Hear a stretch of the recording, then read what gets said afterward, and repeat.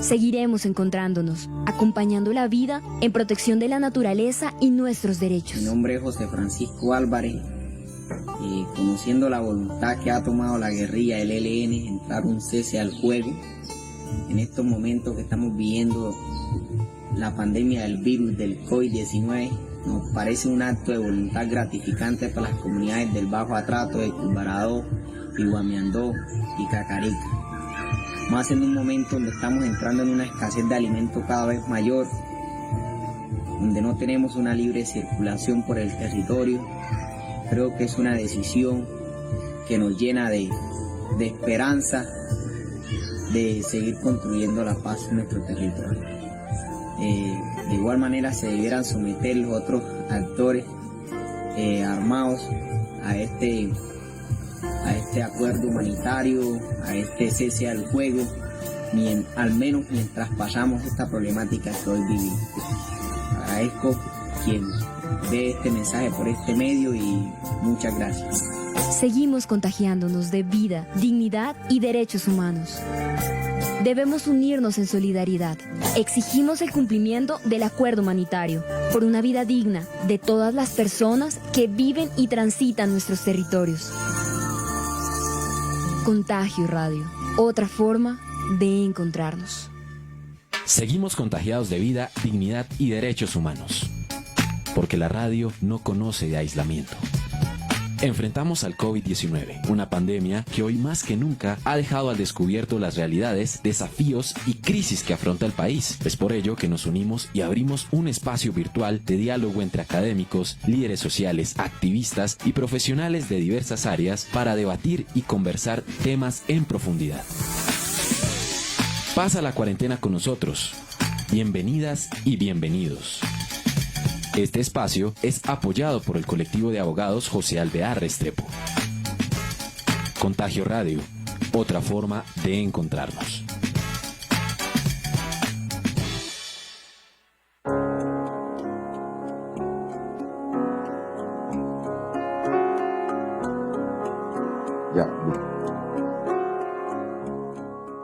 Son las 11 de la mañana, 4 minutos. Hoy es 3 de abril de 2020. Y seguimos haciendo todos los esfuerzos por romper esta cuarentena, por encontrar, valga la redundancia, otras formas de encontrarnos en medio de este aislamiento para frenar la amenaza del virus del COVID-19. Y les damos entonces la bienvenida hoy en un horario especial a nuestra alianza informativa y formativa. Con el colectivo de abogados José Alvear Restrepo. Hoy un tema pues que nos debería concernir a todos, del que todos deberíamos ocuparnos, todos y todas. Y hablo de la ciudadanía, pero también del gobierno. Esta crisis y el sistema bancario, todo eso que tiene que ver cómo podemos nosotros y nosotras exigir, pero también cómo el sistema bancario, los bancos, deberían aportar todo este entramado financiero para que de esta crisis pues no resulten beneficiados al final los de siempre, sino que podamos encontrar nuevos caminos, nuevas formas de hacerlo, también nuevos ojos, ¿no? Para ver esta realidad de un sistema que pues se desnuda en todas sus deficiencias con esta crisis. Vamos a darle paso en este momento a Angélica Chaparro. Ella es la coordinadora de comunicaciones del colectivo de abogados José Alvear Restrepo, para que salude también a nuestras audiencias en las escuelas del Cajar. Angélica. Muy buenos días, Elkin. Muchas gracias. Bienvenidos a esta nueva sesión de la Escuela Virtual COVID y Derechos Humanos. Hoy hablando sobre el COVID-19 y el sistema financiero, como ya nos decía Elkin. Saludamos a quienes participan en las escuelas que habitualmente hace el colectivo de abogados, la Escuela de la Memoria para la No Repetición y la Escuela de Facilitadoras y Facilitadores Jurídicos. Hoy vamos a hablar de este tema que es muy importante porque las primeras medidas que tomó el gobierno estuvieron relacionadas justamente con el sistema financiero. Recordemos que el pasado 18 de marzo el gobierno anunció una serie de medidas para dar respuesta a los impactos del virus. Algunas de ellas fueron la devolución del IVA para la población más vulnerable, el refinanciamiento y la suspensión de pagos de créditos hipotecarios o de otra naturaleza para los próximos 2 meses. También facilitar el crédito a medianas y pequeñas empresas y un giro adicional a los programas sociales Familias en Acción, Jóvenes en Acción y Colombia Mayor. Hoy vamos a analizar la pertinencia de esas medidas. Solo quiero dejar 2 datos para iniciar el programa, y es si esas medidas son o no suficientes, sería la pregunta, frente a unos indicadores que nos dicen que en Colombia 13 millones de personas son pobres, es decir, viven con menos de 258.000 pesos al mes, y 3.5 millones de personas están en la extrema pobreza, es decir, que viven con menos de 117.000 pesos al mes. Pero por otra parte también está otra cifra que es muy impactante. El 70% de las empresas medianas y pequeñas, de las MIPYMES, fracasan en sus primeros 5 años de existencia. Con estos datos y con estas preguntas sobre si estas son o no las medidas que ha habido tomar el gobierno en relación con el crédito, con el acceso al crédito y en relación con lo que la pandemia demanda en ese momento, si son o no las adecuadas, Elkin. Entonces, los dejo con los invitados y pues más adelante nos encontramos para saber qué están diciendo nuestras audiencias en las redes sociales. Gracias, Angélica. Bueno, y entonces saludamos a nuestros invitados y nuestra invitada. En principio, quiero saludar a Carmenza Saldías. Ella es economista, magíster en desarrollo regional y fue secretaria de Hacienda de Bogotá. Carmenza, buenos días, bienvenida aquí a nuestro programa de Alianza Informativa y de Escuela entre Contagio Radio y El Cajar. ¿Cómo está? Carmenza. Buenos días Buenos días. ti, para todos los oyentes y los compañeros de esta conversación. Una buena mañana y gracias por la invitación. Carmenza, ¿cómo le está pasando? ¿Qué hace usted para pasar el aislamiento? ¿Cómo está su día? Pues mire, yo soy una de esas personas, todavía no me de las que mandaron a guardar definitivamente, pero estoy ya en el rango de las personas en mayor riesgo. Entonces vivo sola, excepto por unos pájaros que viven conmigo y que salen de la jaula, o sea, no los mantengo enjaulados, eso advierto. Son bastante domésticos. Y nada, paso el día haciendo lo que todo el mundo hace, mucho oficio, mucha tarea doméstica, muchas cosas pendientes. Y leo un poco compulsivamente y siento una necesidad un poco compulsiva de estar enterándome de cómo avanza esta película de ciencia ficción tan surreal que no nos la habríamos imaginado ni en la mente más fantasiosa.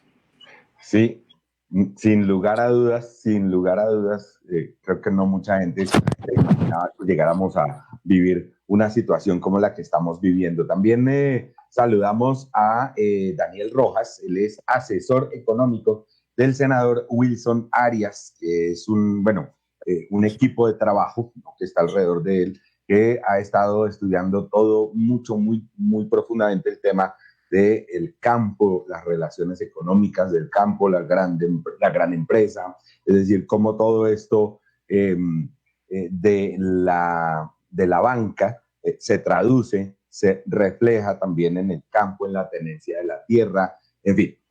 Daniel, ¿cómo está? Hola, buenos días para ti, para la audiencia que nos escucha a través de las redes. Bienvenido, Daniel. Ustedes siguen Congreso Virtual en forma, ¿no? Sí, digamos, aun cuando el Congreso ha decidido mandar a todo el mundo a la cuarentena, pues como ustedes bien saben, el gobierno nacional a partir del decreto de la declaratoria de emergencia nos ha puesto todos los días a estar revisando decretos circulares y actos administrativos. Y pues bueno, y al igual que Carmenza, soy uno de los pocos afortunados en este país que tiene la posibilidad de teletrabajar. Sí, pues muy poco, sí, señor. Ahí hemos estado muy pendientes de eso y bueno, muchas cosas por decir al respecto. Sí, claro, difícil así acostumbrarse a hacer el control político necesario. Más adelante hablamos de eso. Ahora saludamos a Alejandro Mantilla Quijano, investigador social, integrante del colectivo de abogados José Alvear Restrepo. Alejandro, ¿qué tal? ¿Cómo está? Hola, buenos días. En pleno confinamiento, por supuesto, desde el Colectivo de Abogados se tomaron medidas ya hace varias semanas, dando pues protegernos, pero por supuesto pues no paramos, y esta es una muy buena muestra de ello, ¿no? El colectivo está haciendo un esfuerzo muy grande para seguir en los debates públicos en el marco de nuestro mandato como organización defensora de derechos humanos, porque este es un contexto bien difícil que nos exige, sin duda, tener mucha actividad en el marco de la defensa de derechos humanos para prevenir lo que está ocurriendo en este momento y para mirar perspectivas de país y perspectivas globales, por supuesto. Claro. Se ve muy cómoda la hamaca y tengo que decirlo. Ojalá yo tuviera una así. Entonces, seguramente se podrá disfrutar. Bueno, vamos a entrar en materia. Cada una desde su campo. Toda esta serie de decretos, toda esta serie de medidas, arrancando por ese decreto 444 que mencionaba Angélica al principio, ¿qué opinan? ¿No? Es decir, se está, más allá de si son suficientes, quisiera empezar con una intervención muy breve en torno a las principales dificultades que esa manera de actuar, ¿no?, del gobierno y de poner a operar el Estado, pues son las que tenemos que enfrentar. Es decir, todo parece, mejor dicho, una encuesta de cifras y conceptos dice que la popularidad del presidente Duque por fin está empezando a subir un poquito, ¿no? Y eso pues dice mucho de lo que puede estar pensando la gente en torno a esto, pero eso implica unos problemas, implica unas dificultades y unos retos a futuro. Sobre esos retos, en torno a esas medidas, dificultades, no sé, profesora Carmenza, yo creo que empezamos con usted. ¿Qué ve en ese sentido?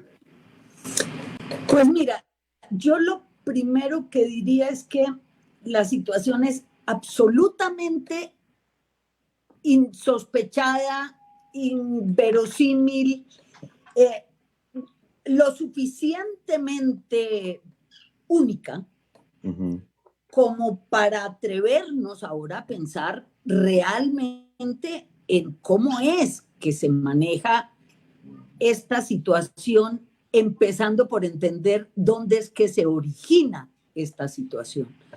En ese sentido, yo más que decir si el gobierno, las medidas de la coyuntura que está tomando son o no suficientes, que por supuesto son insuficientes, porque se trata de darle protección en esta situación a 50 millones de personas, a 400 y pico de mil empresas, a millones de trabajadores. O sea, esto es una situación lo suficientemente inédita en escala, en dimensión, en complejidad, como para exigir que sobre todo entendamos la parte como fundamental de lo que esta situación convoca, que es el tratar de ponernos en situación de una economía de contingencia, de poner todo ánimo, y les va a sonar absolutamente idealista, utópico, pero de poner todo ánimo de ganancia,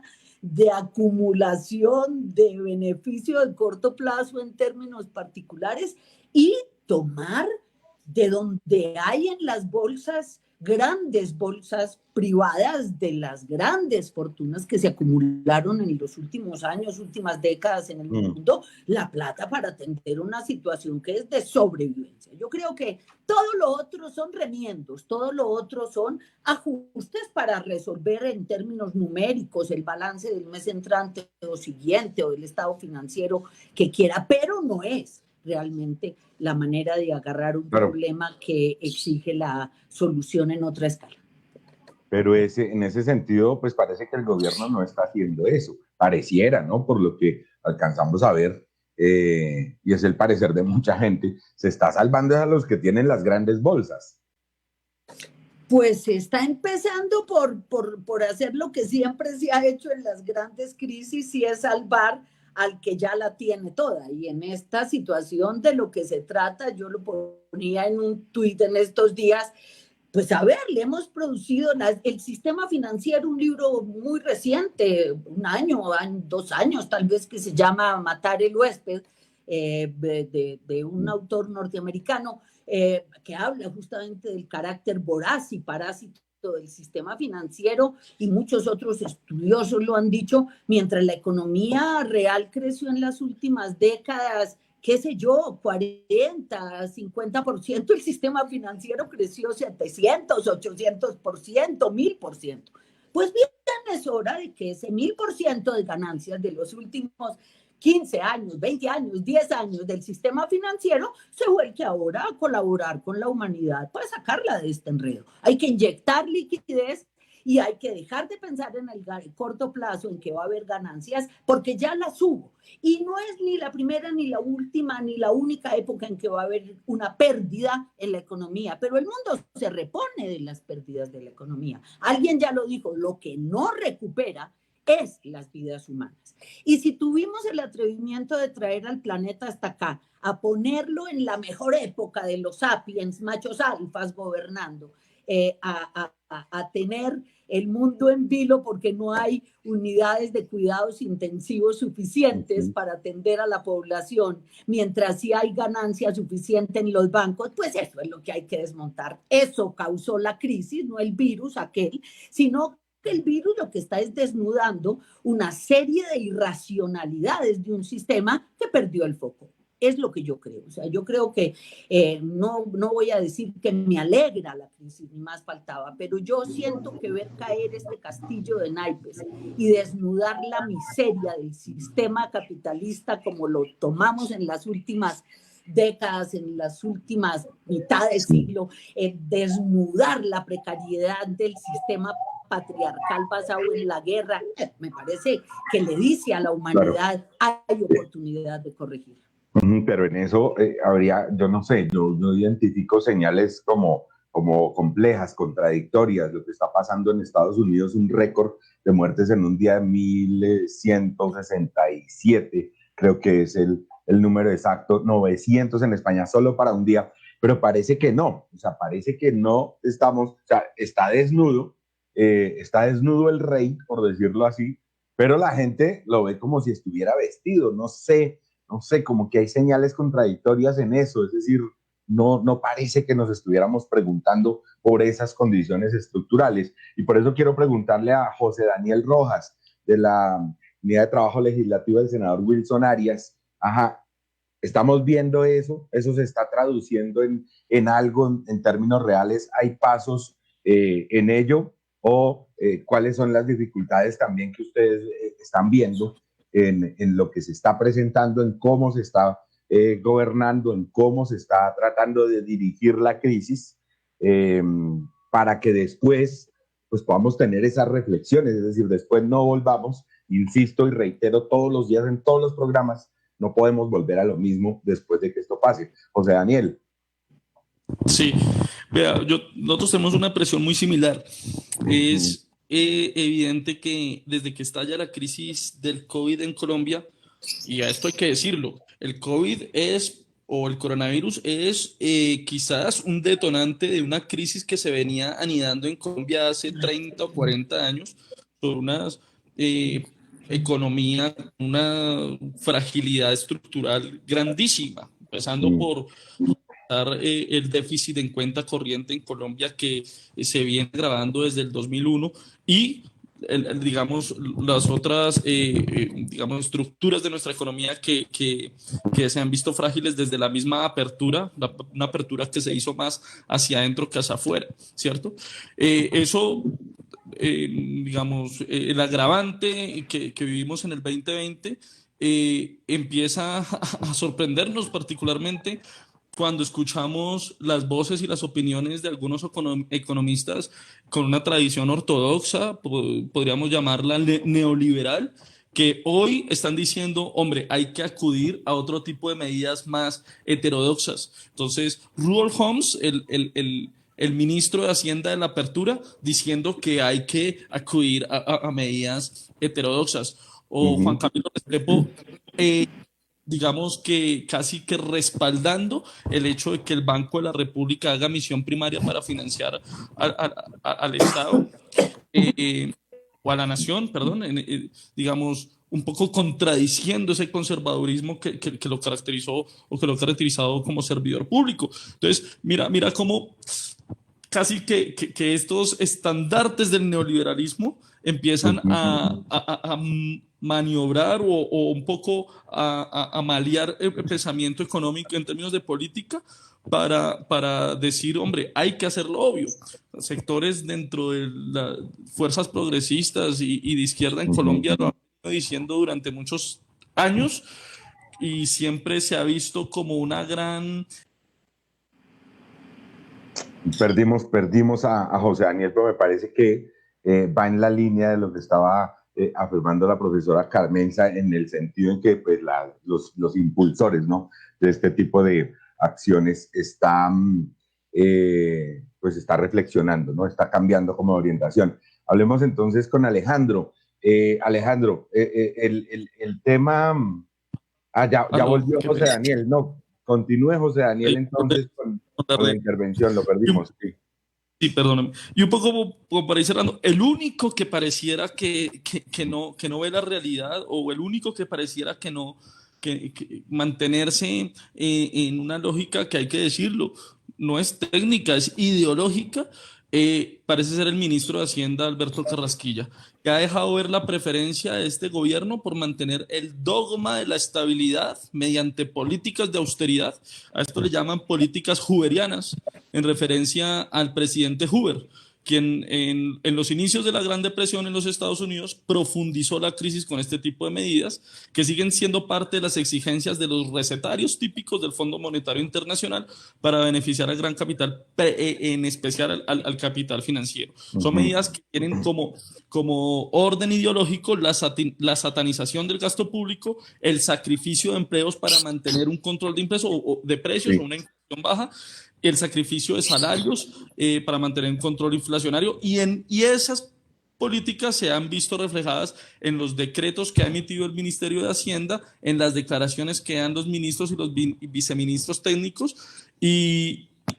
y algo muy particular, ¿no? Digamos, no hay que ir lejos, ni hay que tener una bola de cristal, ni hay que ser, pues, un connotado estudioso del tema para solamente revisar la historia de los países que en momentos de crisis han seguido este recetario. El más reciente, Chipre. Estamos siguiendo la misma receta y la misma historia de Chipre. Entonces, digamos un poco para responder tu pregunta, claro, ya esta crisis nos ha develado lo que está mal.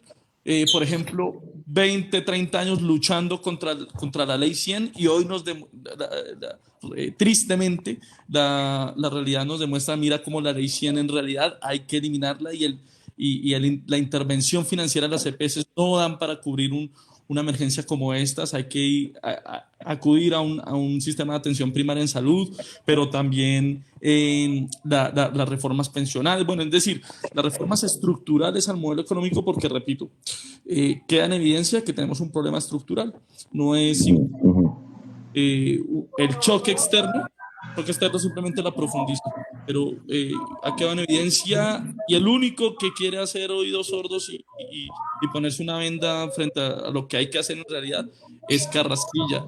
Yo me atrevería a decir, para cerrar, no se nos haga raro que al final de todo esto salvemos al sector financiero, garantizamos las utilidades de los grandes banqueros, dejamos al país endeudado con las multilaterales, y eso ya me atrevería a anticiparlo, y al final Carrasquilla, sus viceministros técnicos o todos estos gurúes que nos dicen que la responsabilidad, la vía y el camino, cruzan la puerta giratoria y terminarán trabajando en estas multilaterales.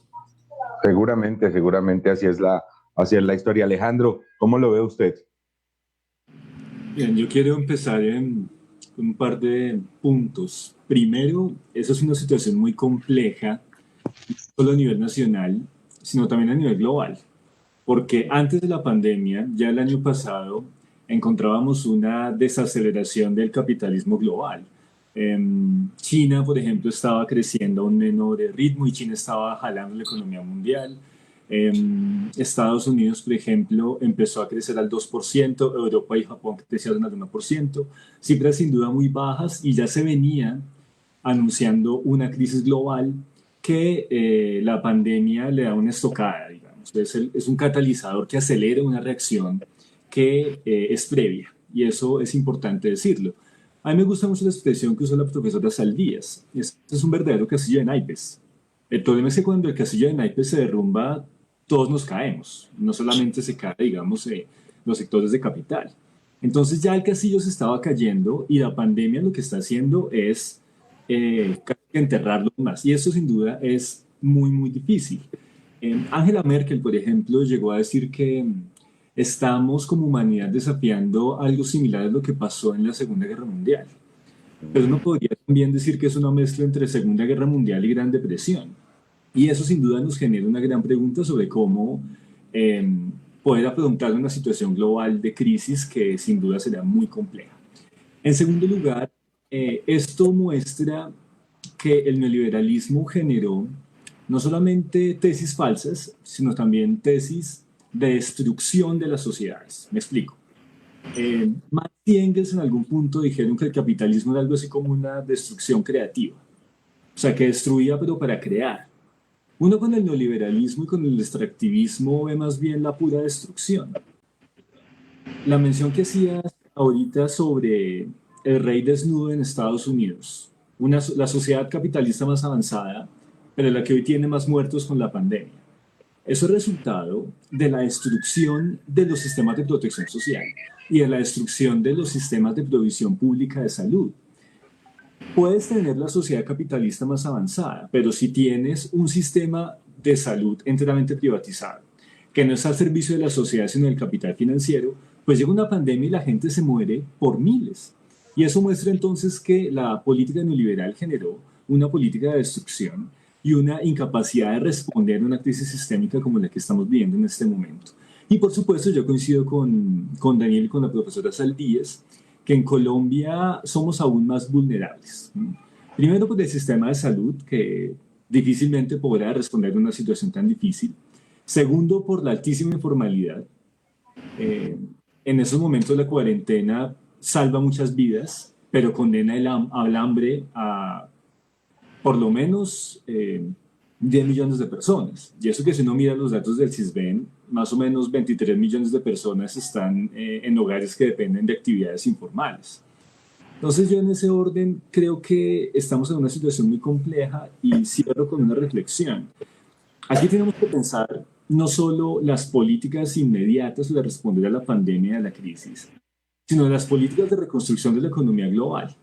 O sea, aquí hay que pensar la transición hacia un imaginario post-neoliberal, una posibilidad de reconstruir las economías y una posibilidad de reconstruir una sociedad que nos saque de este castillo de naipes, de estas políticas de destrucción, que han beneficiado a menos del 1% de la población global y que hoy generan una política de inseguridad y de muerte que estamos desafortunadamente sufriendo en la mayoría de los países del mundo. Claro. Ahí el tema también sería, yo no sé si soy muy fatalista, pero creo que hay que serlo para poder empezar desde todo la escombrera, ¿no? Empezar desde ahí a buscar. Pero es que parece que el 1% de la población que tiene el dinero, que tiene todas las facilidades, todas las comodidades, pues quisiera aprovechar esta oportunidad para quedarse con el mundo. Parece que con lo que le queda, sí, y mejor, ¿no? Es decir, entre menos gente haya para competirnos el agua, pues más cómodo, más cómodo. Entonces, por eso la siguiente pregunta, bueno, entonces, ¿qué cosas habría que hacer ya? ¿Qué cosas habría que hacer ya de manera radical? ¿Qué políticas redefinir? Mejor dicho, la gente no quiere morirse, uno no quiere morirse, tiene miedo a la muerte. Entonces, ¿qué empujamos? Profesora Saldías, ¿qué empujamos? ¿Qué reforma estructural? ¿En qué barco nos subimos para tratar de salvar el mundo para las múltiples vidas pero también para aprovechar y terminar de darle una patadita a al último naipe que queda parado. Pues mire, yo desde muy pequeñita, y le cuento que eso ya queda muy lejos, soy muy feminista y siempre he tenido la esperanza, la ilusión, si usted lo quiere llamar así, de que el mundo despierte y lo digo desde el alma, deje de vivir en una sociedad que celebra la muerte y de verdad nos comprometamos a hacer la vida amable, a dar el bienestar, que el tiempito que pasamos en este planeta haga la vida amable de la gente, el bienestar que haga posible disfrutar el tránsito por esta historia y no volverlo un valle de lágrimas. Y yo creo que lo que está ocurriendo ahora tiene un poco de eso. O sea, hemos pasado de la economía de la muerte neoliberal, de la ganancia ultranza, a hablar de una palabra que el feminismo habla hace años, que es el cuidado. Vengan, ¿por qué no armamos una sociedad del cuidado, donde todos nos cuidamos entre todos? Y más allá de que queramos que el 1% se quede con todo, no, vengan, pues que el 1% tenga alguna porción si es que quiere, pero no puede tener el 100% porque necesitamos mantener al resto de la humanidad. No es tan difícil. Y se lo voy a poner en estos términos. Lo vamos a ver ahora en estos días de la economía de contingencia, que puede durar unas semanas, unos meses, un par de años. Yo no me atrevo a hacer ningún pronóstico, pero me temo que esto no es tan fácil de entender ni salir de aquí, como se ha dicho. Pero durante ese tiempo vamos a ver cuántas cosas eran superfluas en la vida y cuánto aparato productivo que gana como un desbocado producía bobadas. Mientras que vamos a ver lo importante que es la comida, lo importante que es el cuidado, lo importante que son los servicios públicos, que más importante que tener estadios, tenemos que tener el agua conectada a las viviendas. ¿Quién sigue haciendo ciudades sin agua y sin alcantarillado?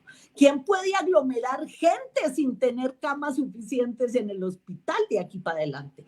O sea, viene una época de reflexión profunda en torno a lo que es el cuidado, superando la noción de que lo que Dios quiere que le mandemos es muerto. No es verdad, no más alabanza a la muerte. Cuidemos la vida aquí, cuidemos las niñas y los niños, las mujeres, no más violencia intrafamiliar. O sea, comamos cuento de esa utopía que nos han dicho a las feministas que estamos locas. Tal vez estamos locas, pero es el momento de pensar en una economía, en una sociedad, en un Estado que provee cuidado. Y termino diciendo esto. Miren lo interesante que es. El chiste entre los economistas es que antes veíamos en las epidemias y en las pestes convertir a los ateos en creyentes, pero ahora vemos a los neoliberales en keynesianos y en economistas clásicos pidiendo Estado. ¿Dónde está el Estado? Pero ya no queremos papá Estado, queremos mamá Estado. Se lo digo en estos términos. Ya no queremos vivir en las patrias, queremos las matrias, como decimos las feministas. Las matrias son las ciudades. Y yo lo invito a que mire el resultado de esa encuesta de ayer, que muestra que quien está siendo líder en las ciudades es el alcalde, porque es la alcaldesa, es la persona que está más cerca de la ciudadanía real, que le da la comida, que le da algún acceso a servicios públicos, que se preocupa de sus niños, que tiene que responder por el hospital.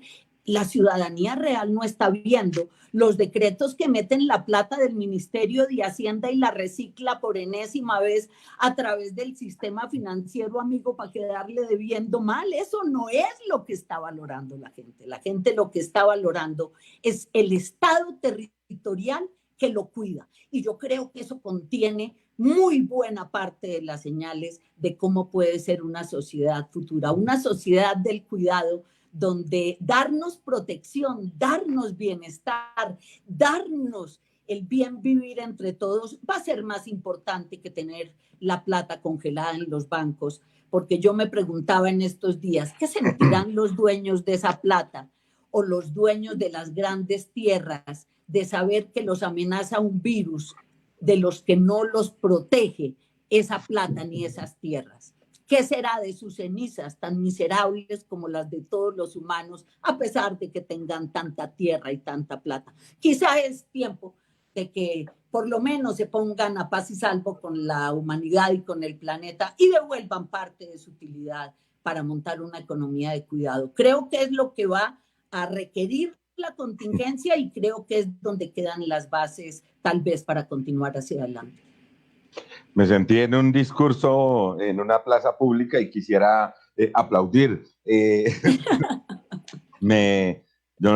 alguna manera pues se desmonta ello y es verdad, ¿no? O sea, no va a haber qué hacer con esa plata si no se redistribuye y si no se imprimen lo que es. Muchas gracias, profesora Carmenza. Y entonces vamos ahora a lo real de eso, ¿no? Es decir, ya, digamos, nos estamos dando cuenta de eso desde el Congreso, José Daniel, desde la oficina de trabajo del senador Arias, desde el Polo.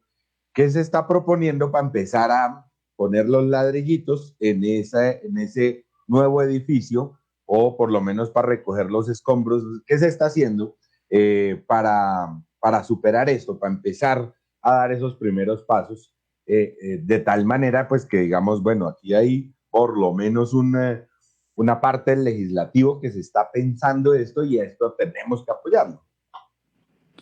Sí, bueno, en primera medida, digamos, sesionar, ¿no? Lo primero que se solicita es sesionar, porque el estado de emergencia le entrega unas facultades al presidente de la República y el Congreso cerrado, sin ningún tipo de discusión sobre los decretos emitidos, pues ponen en un estado casi que de gobiernismo,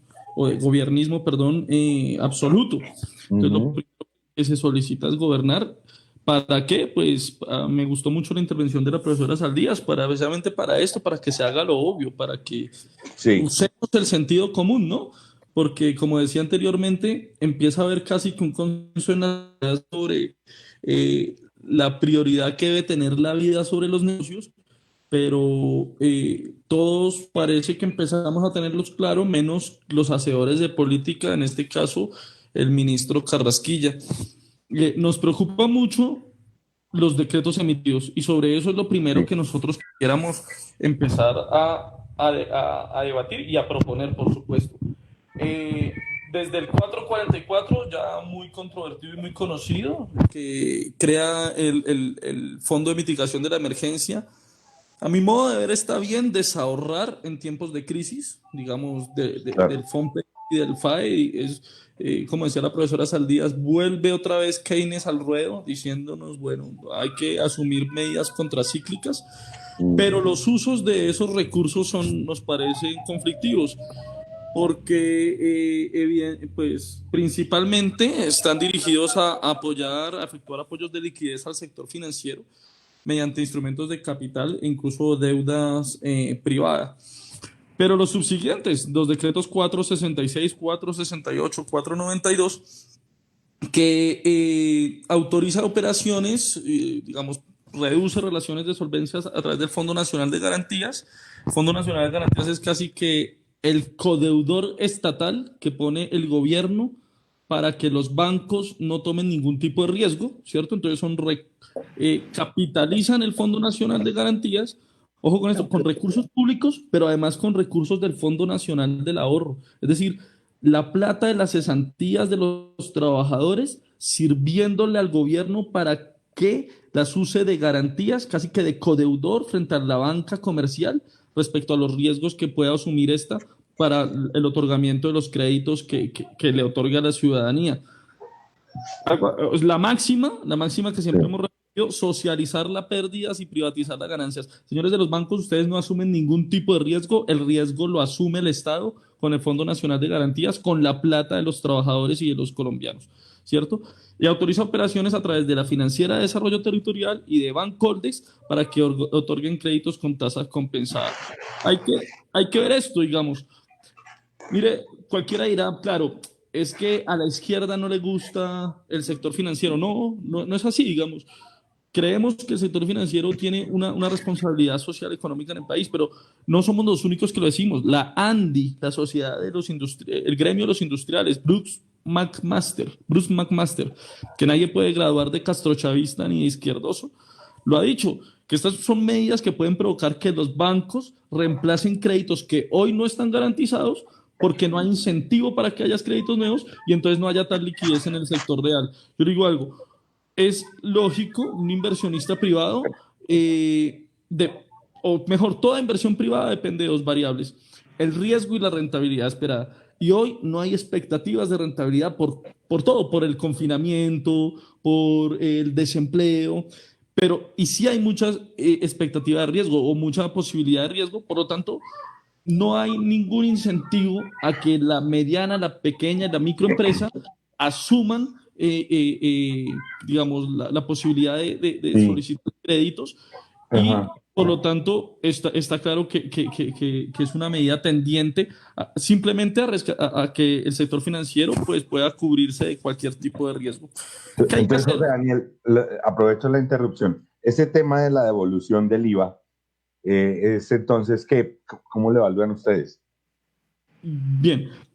Digamos, hay otros decretos que están encaminados en lo que tú dices, que los decretos 419 y 458 establecen los criterios para otorgar transferencias monetarias a través de Jóvenes en Acción, de Familias en Acción, y también la devolución del IVA. Los profesores Espite y Garay han puesto a rodar un documento muy interesante en el que demuestran, digamos, que este tipo de transferencias resultan insuficientes por dos razones fundamentales. La primera es que casi que la mitad de la población ocupada, que el DANE digamos, clasifica como ocupada, está en la informalidad. Es decir, es una población que está casi que obligada a salir al rebusque y a no estar en el confinamiento. Y de la que no está digamos, de la que está formalizada, el 59%, más de la mitad, está ocupada, digamos, en actividades que obligan a estar en el día a día trabajando. Eso por un lado. Por otro lado, la focalización que hace el gobierno a través de Jóvenes en Acción y todas estas políticas de asistencialismo, deja por fuera a una gran cantidad de personas que algunos han denominado la población sándwich, que no está dentro de esas categorías, pero tampoco está en la formalidad, ¿cierto? Entonces, lo que nosotros creemos es que los subsidios no deberían estar focalizados mediante esos instrumentos, sino que deberían generalizarse, asumiendo al Estado como garante en última instancia de salarios y del pago de los servicios públicos domiciliarios, ¿cierto? Pero además que haya una condonación o moratoria de sus deudas para que se pueda garantizar lo que decía la profesora Saldías, que se pueda garantizar la protección de la vida, es decir, que haya confinamiento real, ¿sí? Hoy lo que debería estar haciendo el gobierno es tomando todas las medidas posibles para que la gente no salga a la calle, por la fragilidad del sistema de salud, como decía Alejandro, por la fragilidad de nuestro mismo aparato productivo.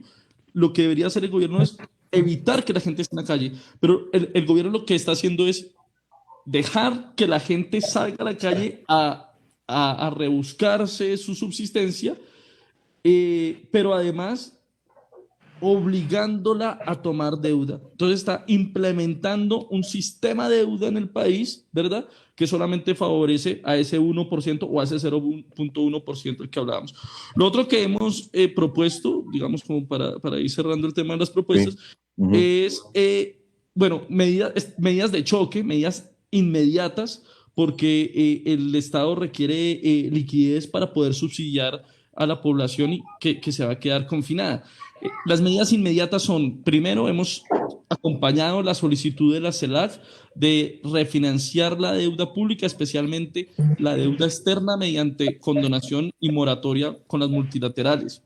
Eso es inmediato porque esos son unos recursos que ya estaban comprometidos dentro del presupuesto general de la Nación y se pueden dirigir directamente a la atención. Lo segundo es que el Banco de la República, mediante emisión primaria, financia al Estado.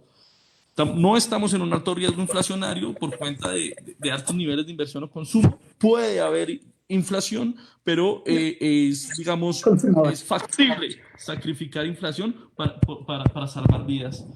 Y otras soluciones de mediano plazo es evidentemente una reforma tributaria progresiva que desmonte esa cantidad de regalos tributarios que se le ha dado a los más ricos históricamente de este país, pero con un especial énfasis en algo que en gravar los patrimonios más millonarios o más altos que hay en el país para afectar positivamente la redistribución.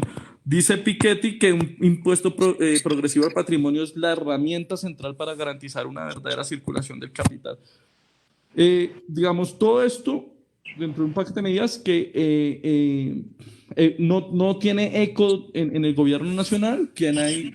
Bueno, y lo otro, suspender la regla fiscal. Es una sinvergüencería tener una regla fiscal que se diseñó para que el país no se endeudara, pero desde que la regla fiscal ha estado en vigencia, el país se ha endeudado más. Entonces, lo que hace es restringir el gasto público, disminuir el gasto social, pero aumentar la deuda. Entonces, digamos, esa es parte, digamos, de las propuestas que hemos empezado a trabajar desde la bancada alternativa en el Congreso de la República, que sabemos que no tienen eco en una persona tan ortodoxa como Alberto Carrasquilla, pero como dice la profesora Saldías, creo que el coronavirus ha determinado dentro de la sociedad esa voluntad del cuidado, ese sentido común que nosotros hemos venido disputando durante años de evidentemente ponderar la vida sobre los negocios. Ahora queda muy claro y más explícitamente fácil de demostrar que hay que valorar las cosas por su valor de uso y no por su valor de cambio. Claro, claro. Alejandro. Bueno, yo creo que en este punto tenemos que pensar en otras claves de civilización incluso. Hay como 4 momentos a tener en cuenta. Yo creo que la urgencia, y yo ahí estoy de acuerdo con varios puntos que ha planteado Wilson Arias y por supuesto Daniel, es contener una serie de medidas regresivas para las mayorías en Colombia. Primero, contener esas propuestas de gente como por ejemplo el presidente de FENALCO, que dice que hay que bajar los salarios hasta el 60%. O sea, un momento en que está creciendo el desempleo, en que la gente está sufriendo más dificultades para alimentarse y para vivir, la propuesta de los gremios es bajar más salarios. Entonces, primero es contener ese tipo de propuestas que van a afectar a las mayorías en Colombia. Y creo que también, por supuesto, es crucial contener la oleada de desempleo que está generándose en el país. Ya veníamos con el mayor desempleo en 2 décadas, o sea, alcanzó las cifras de Andrés Pastrana, el gobierno de Andrés Pastrana, y por supuesto la crisis está mostrando que el desempleo pues está creciendo. Entonces, para mí lo primero es intentar contener esas medidas que profundizan la situación de sufrimiento de las mayorías en Colombia. Creo que hay un segundo momento que son medidas que diría que son inmediatas, o sea, medidas para no solo contener lo malvado, sino además para paliar, digamos, los efectos de la crisis. Yo estoy completamente de acuerdo con la propuesta de un impuesto extraordinario del patrimonio.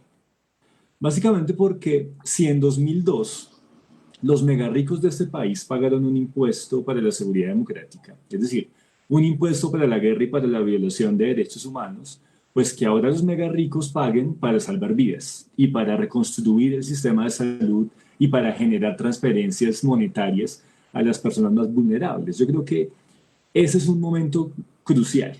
Otra propuesta que también es inmediata, una canasta básica de alimentos. Ese es un momento que realmente los índices de desnutrición y de hambre en Colombia se van a disparar.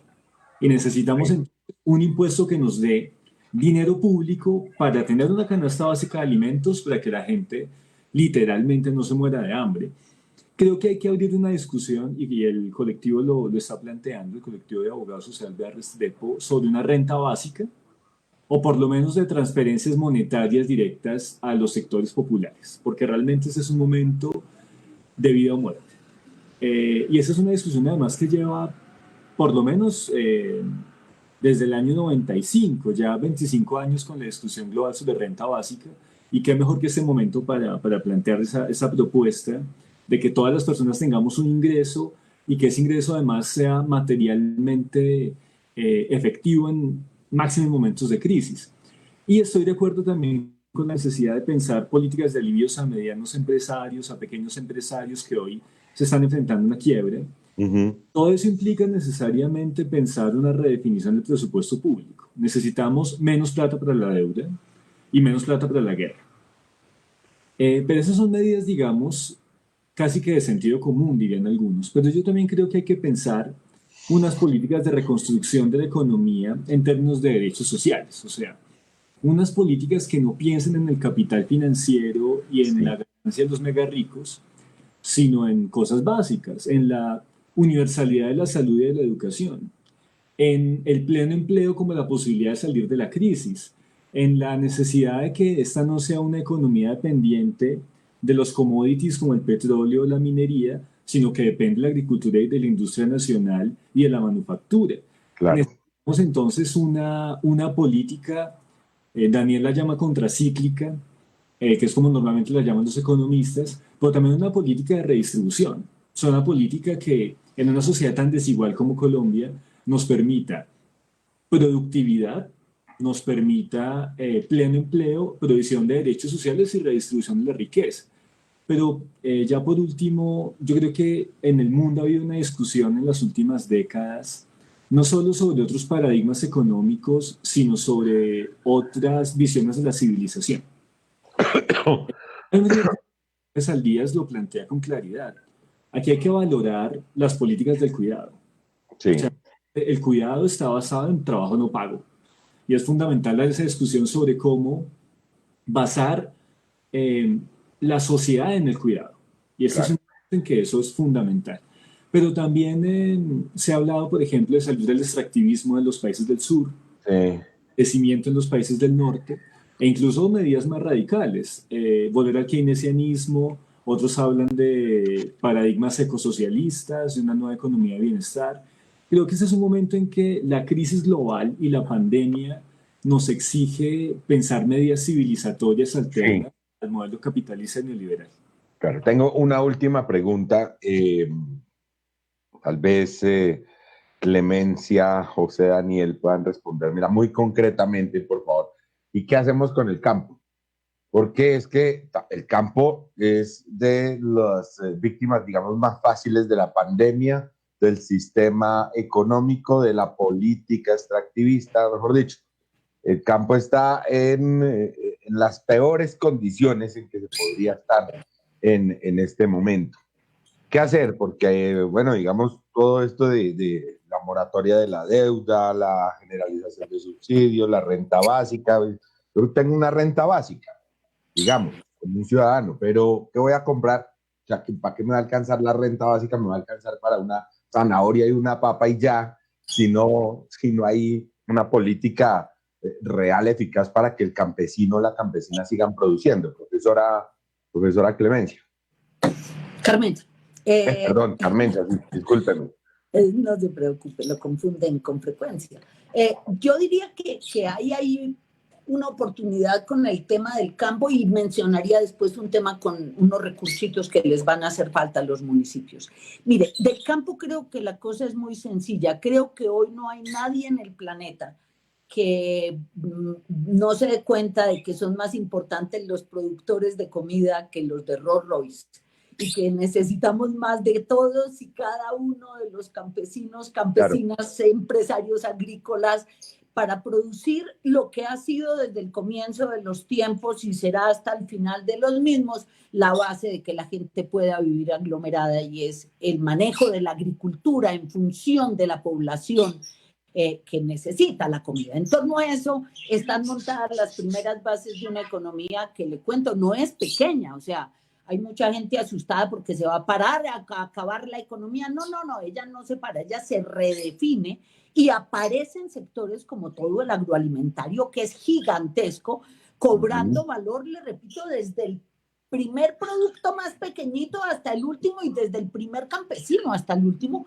con una fuerza que va a ser muy interesante de ver. Y yo creo que ahí hay una llamada de atención a una de las condiciones. Vuelvo y le digo, yo vivo mucho en el territorio, y la definición mejor de ciudad es que es una ciudad campo, y que la ciudad fue ciudad y pudo vivir en lo urbano porque tenía el acceso a la producción de alimentos. Esa simbiosis, esa unidad simbiótica estructural, creo que la tenemos que volver a recuperar ahora, y hay una posibilidad como nunca. El primer empleo, las grandes producciones, la base de la transformación, la base del bienestar, de la salud, está en el agua y la comida, y esas dos cosas requieren una atención del campo y de la naturaleza bastante fuerte. Y terminaría señalando un poco en línea de lo que decían Daniel y Alejandro, una línea de problema que hay con los pobres municipios que, miren, uno se aterra que el Estado tan poderoso, con presupuestos de 250 billones de pesos y con unas reservas de no sé qué tamaño, y cuando llega la hora de buscar plata líquida solo encuentra la de las cesantías y los ahorros de los trabajadores y lo de las pensiones de las entidades territoriales, que por años se ha puesto en ese fondo sacrificando inversión para las comunidades. Y entonces ahora eso se lo ponen a apalancar las garantías para el sistema financiero y darle liquidez al gobierno nacional, y los municipios, se lo digo, hoy muchos municipios no tienen con qué pagar el siguiente mes de funcionamiento. Si el Estado territorial, ese pequeño, precario que hay allá, ni siquiera va a poder actuar, y le estamos dando la plata al gran banquero, se lo estamos dando la plata de los trabajadores a financiar el gobierno nacional, me temo que estamos revelando que los fondos que tiene disponibles el gobierno nacional son muy escasos, y la gran pregunta que hay que hacerle es cómo dilapidó la fortuna que significaron las ventas de activos de los últimos 20 años. ¿Dónde están los ahorros que esa plata debieron generar? Entonces, creo que ahí tenemos temas sin duda para seguir conversando.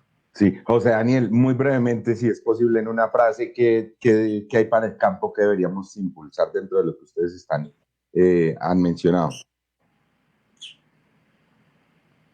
Tienes el micrófono apagado, José Daniel. Listo, ahora sí. No, sí, pues bueno, esto da para una charla también muy extensa, pero bueno, muy brevemente, y si hay que resumirlo en una frase, es momento de la reforma agraria en vía de garantizar la soberanía alimentaria más que la seguridad. O sea, Colombia, digamos, la producción puede pararse, como ya se está parando, tanto de bienes y servicios, de camisas, como me gustó la frase que dice la profesora Saldía, la del Rolls Royce puede pararse que no pasa nada, pero la producción agrícola es parte de la subsistencia y de la humanidad. Por lo tanto, en un país en el que la tierra productiva no está produciendo, y que la concentración de la tierra medida con el coeficiente Gini ya está casi que en el 0.9, casi que en la concentración absoluta, y no produce alimentos, dependemos de la importación de alimentos. 15 millones de toneladas de alimentos se importan en Colombia, y súmele a eso la devaluación. Entonces, si se importan los alimentos, pero se importan con $1 a 4.000 pesos, o sea, se encarece la canasta básica familiar, pues estamos poniendo en grave riesgo la vida de la gente, ya ni siquiera por el coronavirus, sino por inanición, por la alimentación. Entonces, lo primero que hay que hacer es democratizar el factor de producción de alimentos, que es la tierra, y la tierra productiva, la más fértil, que hoy está en manos de muy pocos que no la producen, sino que la convirtieron. Digamos que lo otro que es sobre algo que el senador Wilson Arias ha arreglado mucho o ha trabajado mucho, y es de tener la ampliación de frontera agrícola con miras a fortalecer procesos especulativos de tierra, principalmente en la altillanura, ¿cierto? Creo que es momento de pensarse si, o mejor, poner... Perdimos lastimosamente de nuevo a José Daniel en un punto que es crucial. Angélica, antes de despedirnos de nuestros invitados, también hay comentarios, ¿no? La gente muy animada con la discusión en Facebook. Está por ahí Rosario Montoya, Anderson Salinas, Jaime Vergara, que dice hermosa libre pensante a la profesora Carmenza, Marta Rocío Bernal, que si por favor nos pueden compartir el documento de Garay. Bueno, Angélica, ¿qué comentarios más tenemos por el lado del Facebook Cajar? Pues tenemos mucha gente comentando, preguntando, muy interesada en el panel. Paula Andrea Mosquera Erazo nos dice, totalmente de acuerdo con la profesora Saldías, es el momento de poner la vida humana digna de todo ser integralmente por encima del dinero. Nos felicita también Cecilia Naranjo, una amiga muy querida de las organizaciones de derechos humanos.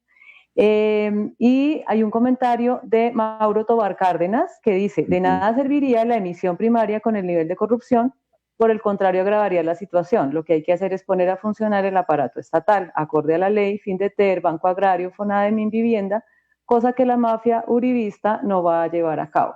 Nos plantea, digamos, una solución y un debate para nuestros panelistas. Y bueno, creo que es claro hasta el momento que las medidas adoptadas por el gobierno son cortoplacistas, son insuficientes. Y bueno, creo que vamos llegando a unas conclusiones muy interesantes en este panel. Entonces, ¿qué opinan sobre esto de las emisiones primarias, nuestros panelistas? Sí, pero antes, si me permiten un comentario breve sobre el campesinado, si me lo permiten. Esta semana se publicó, no sé si fue esta semana o la semana pasada, ya la cuarentena me hizo perder la noción del tiempo, de cultura política del DANE. Y resulta que por primera vez en mucho tiempo, gracias a la lucha de las organizaciones campesinas, se preguntó sobre el autorreconocimiento, si la gente se reconoce como campesino. Sí.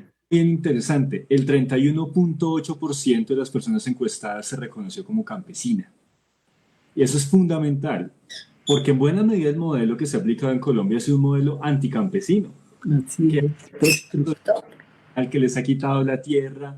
Y hoy lo que estamos viendo es que un 31.8% de los encuestados por el DANE en esta encuesta de cultura política se reconocen como campesinos en una situación muy difícil de violación de derechos, pero además ese 31.8% es el que hoy está proveyendo de alimentos a la mayoría de la población en Colombia. Entonces, de acuerdo con lo que dice la profe Saldías y lo que dice José Daniel, pero también tener en cuenta que el reconocimiento político del campesinado es otra medida fundamental de transición. Claro, y hay un aporte tal vez para lo que preguntan desde la audiencia, Alejandro, ¿o no? Bueno, yo creo que el combate a la corrupción tiene que ser un punto fundamental, pero también la corrupción no es solamente robarse la plata. Para mí también es corrupción, por ejemplo, que el gobierno nacional, para tomar medidas en tiempos de crisis, se reúna con los empresarios para ver qué se va a hacer y para salvar la economía de los grandes capitales y que priorice eso en lugar de salvar vidas. Ahí en teoría no se están robando plata, claro, pero hay un manejo corrupto y capturado del Estado por parte de grandes corporaciones. Entonces yo estaría de acuerdo con lo que dicen las personas que comentan, pero tener en cuenta que la corrupción no es solo robarse la plata, la corrupción también es dejar que... Tiene otras, claro, tiene otras connotaciones, otras maneras de hacerse. Profesora José Daniel. ¿Algún aporte final? Bueno, respecto a la misión primaria, yo estoy totalmente de acuerdo. Digamos, cualquier fuente de financiación es susceptible a ser imbuida por la corrupción, claro, ¿no? Y Alejandro da en el punto en algo, digamos, el modelo neoliberal por su naturaleza es corrupto per se. El hecho de que estemos pensando en salvar bancos en lugar de salvar vidas ya es un acto inmoral de corrupción. Claro. Pero la misión primaria nos libra de muchas circunstancias que pueden resultar incluso más corruptas, ¿no? Por ejemplo, acudir a la financiación mediante las multilaterales, principalmente el Fondo Monetario Internacional, que es la entidad más corrupta de las que se puede hablar en términos de financiamiento a nivel global. Y esto lo digo basado en lo que han hecho en países que han acudido a su rescate. Lo que han hecho en Latinoamérica es corrupto, lo que han hecho con Grecia, con Chipre, es realmente inmoral. Dejar a gente sin casas, bancos de casas vacías y gente en las calles sin casas. Eso es una corrupción de la más inmoral posible, ¿no? Claro. Mediante la emisión monetaria mediante el Banco de la República, pues le da la garantía al país por lo menos de no estar sujeto a las condiciones de estas multilaterales y tener, digamos, como prestamista a la misma nación bajo unas condiciones un poco más laxas que las multilaterales. Muchas gracias, José Daniel. Muchas gracias, Alejandro. Profesor, ¿un apunte final? Sí, solo terminaría diciendo que también me preocuparía que esas ayudas, comparto con Daniel que es fundamental en todo caso disponer de liquidez y hay que tomarla de algún lado para generar todo lo que se requiere ahora hacia la ciudadanía y el sistema productivo. Pero yo creo que lo que sería fatal es que nos dieran los apoyos en esta coyuntura como limosnas, que siguieran haciéndole creer a la gente que lo que le van a dar es el gran ayuda para que salga de su miseria y que salgamos de esta otra vez con tanta miseria, con tanta deuda y con tanta informalidad como la que había. Yo creo que es el momento de que el Estado colombiano en todos sus niveles le entregue a la ciudadanía las cosas como derechos.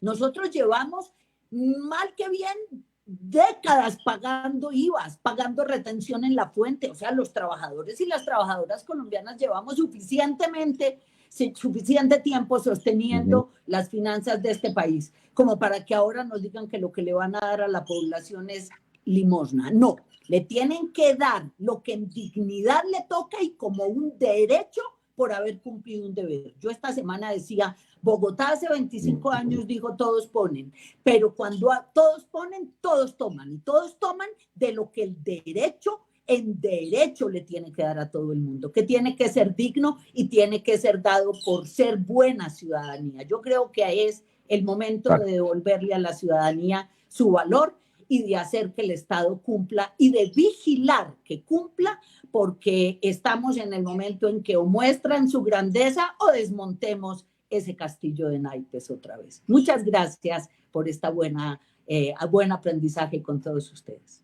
Muchísimas gracias a usted, José Daniel, Alejandro, por estar en este panel, en esta conversación, a la gente de la Escuela de Memoria, los facilitadores jurídicos y jurídicas, también Angélica, el equipo de comunicación de Cajar, el equipo de Contagio, que sigue haciendo grandes esfuerzos para poder sentarnos con ustedes a reflexionar para que después de que salgamos de esto no volvamos a la normalidad, sino que empecemos a dar los pasos para unos cambios profundos. Gracias. Y nos encontramos de nuevo entonces el lunes para una última sesión de esta primera parte de la Escuela COVID y Derechos Humanos. Muchas gracias. Gracias. Hasta luego. Gracias. Gracias. Hasta luego a todos.